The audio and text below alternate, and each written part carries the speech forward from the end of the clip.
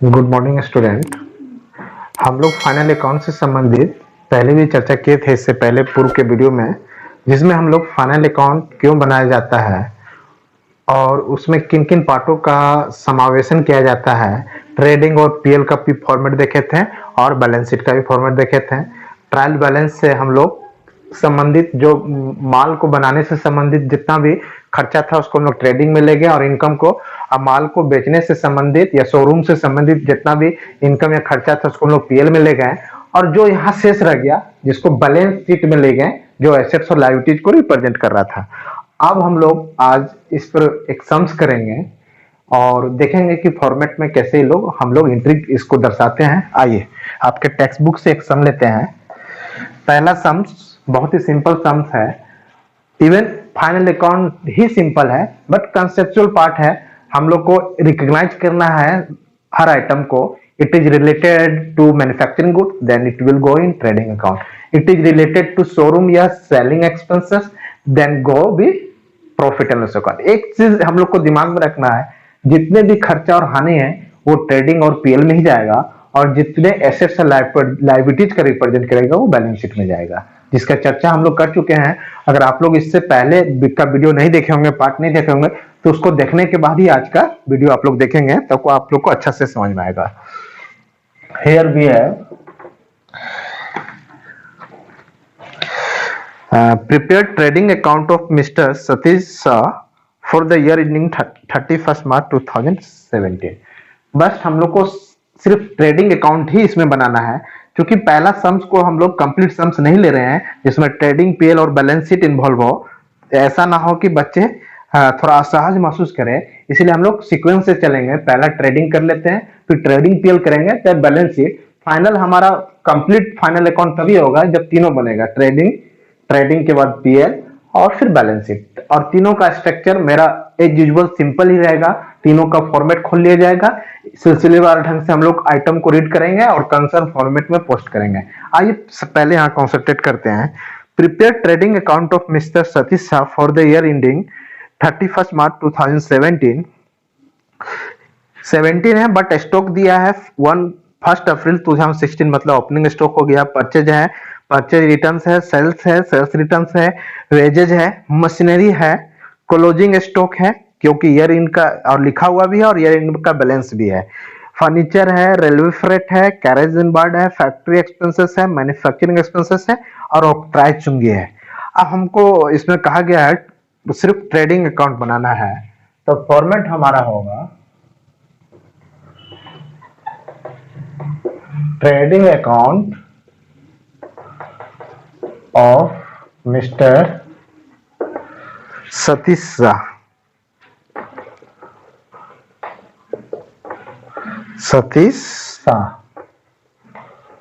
For the year ended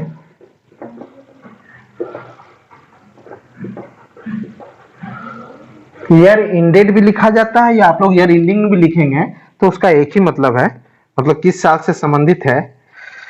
31 मार्च 2017।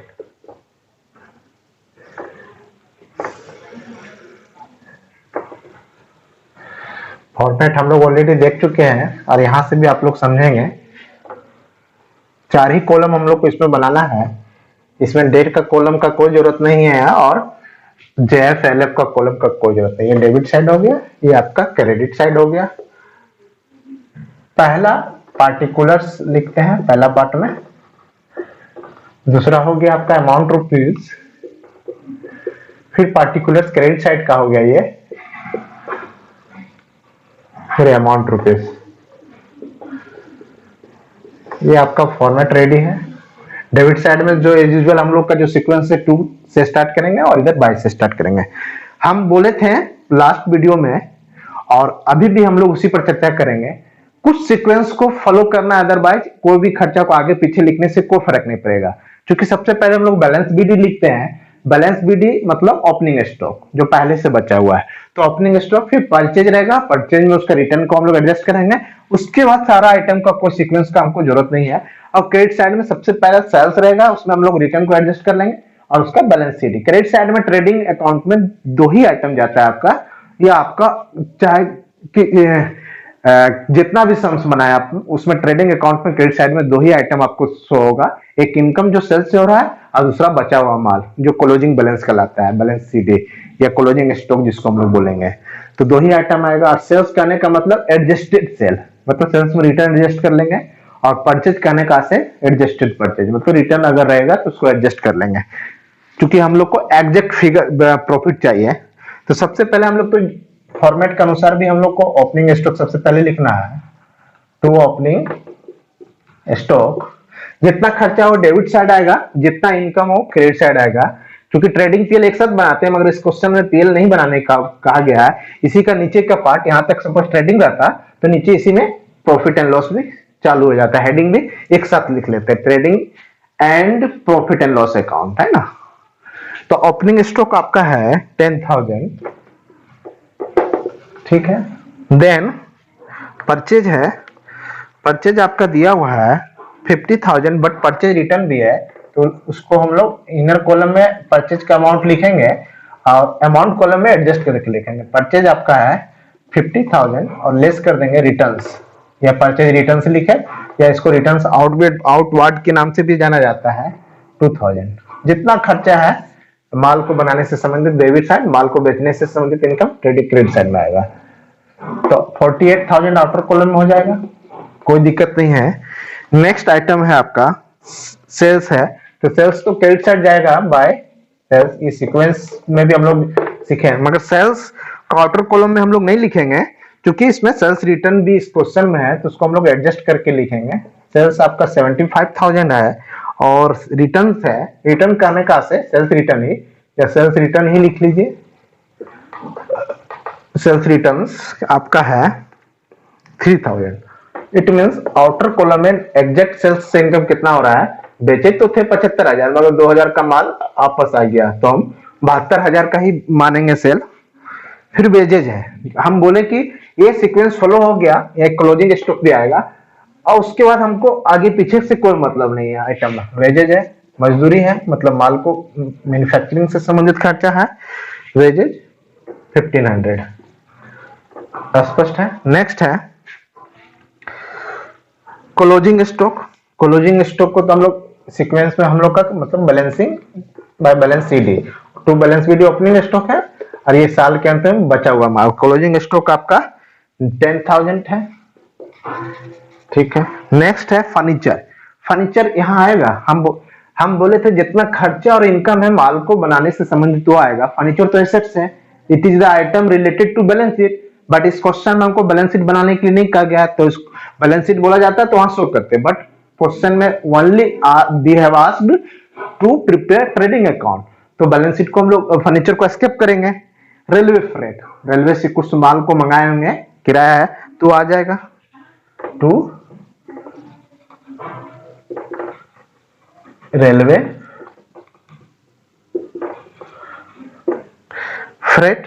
कितना है आपका amount, how much, 1,000। Next item है कैरेज इनवार्ड। कैरेज इनवार्ड होता है और कैरेज आउटवार्ड, दोनों पर अभी डिस्कशन कर लेते हैं, क्योंकि बार बार आपको ये आइटम मिलेगा। जब हम कोई माल को करे करके अपने कारखाना तक या अपने जहां मैन्युफैक्चरिंग करते हैं फैक्ट्री तक लाते हैं, तो कैरेज इनवार्ड है। माल को परचेज करने से पर जो भाड़ा दिया जाए उसको ढलाई पर खर्चा, वो कैरेज इनवार्ड है। अगर माल को हम बेच रहे हैं, कस्टमर को के यहाँ पहुंचा रहे हैं, तो उस पर जो भाड़ा दिया जाता है खर्चा, उसको कैरेज आउट। तो माल बेचने से रिलेटेड खर्चा पीएल में जाएगा, और माल को खरीदने या बनाने से संबंधित खर्चा ट्रेडिंग में जाएगा। तो यहाँ कैरेज इनवार्ड है, it means it will go in trading account, but carriage outward रहता है तो that will go in the profit and loss account, क्योंकि carriage outward related to selling या सप्लाइंग गुड्स टू कस्टमर, जो ऐसा carriage जो customer को supply. मगर कैरेज इनवार्ड परचेजिंग से रिलेटेड, परचेज पर जो किराया माल को ढुलाई खर्चा होता है, वो कैरेज इनवार्ड है। तो कैरेज इनवार्ड है, इसका मतलब परचेज से रिलेटेड है, तो यहीं पर आएगा ये कैरेज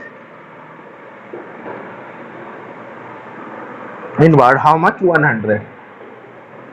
नेक्स्ट है आपका फैक्ट्री एक्सपेंस। स्पष्ट फैक्ट्री में बहुत तरह का खर्चा होता होगा। फैक्ट्री में साफ सफाई या इलेक्ट्रिसिटी, जितना भी खर्चा है उसको एक साथ खर्चा दे दिया, नहीं तो अलग अलग भी देता है, कभी कभी फैक्ट्री रेंट, फैक्ट्री इलेक्ट्रिसिटी, तो एक साथ है। तो सारा मतलब माल को मैन्युफैक्चर से रिलेटेड, फैक्ट्री का जो खर्चा, फैक्ट्री में होता है क्या है, गुड्स का निर्माण होता है, ना कि गुड्स का सेल होता है, शोरूम में सेल होता है, इसलिए शोरूम या सेलिंग एक्सपेंसेस स्केल में जाएगा। बट फैक्ट्री में गुड मैन्युफैक्चरिंग होता है, it means it is related to manufacturing goods, it means it will go in trading account. Factory expenses स्पष्ट है। हाउ मच अमाउंट 600, खर्चा सब इधर आएगा, इनकम इधर आएगा, स्पष्ट है। Factory expenses 600। नेक्स्ट है आपका मैन्युफैक्चरिंग एक्सपेंसेस, माल को बनाने में बहुत तरह का खर्चा आएगा, फ्यूल्स लग रहा होगा, कुछ मशीन पर खर्चा हो रहा होगा, कुछ लेबर कॉस्ट होगा, ऐसे वेजेज आपको अलग से दिया है, बट कुछ और जितना फैक्ट्री मैन्युफैक्चरिंग से संबंधित खर्चा है सब इन्वॉल्व होगा इसमें। तो माल मैन्युफैक्चरिंग मतलब माल को बनाने से संबंधित खर्चा है। तो हम स्पष्ट, हम लोग का कंसेप्ट है जो भी माल को बनाने से संबंधित खर्चा हो ट्रेडिंग अकाउंट में जाएगा, और बेचने से संबंधित खर्चा पीएल अकाउंट में। हाउ मच 1300, ठीक है। नेक्स्ट आपका है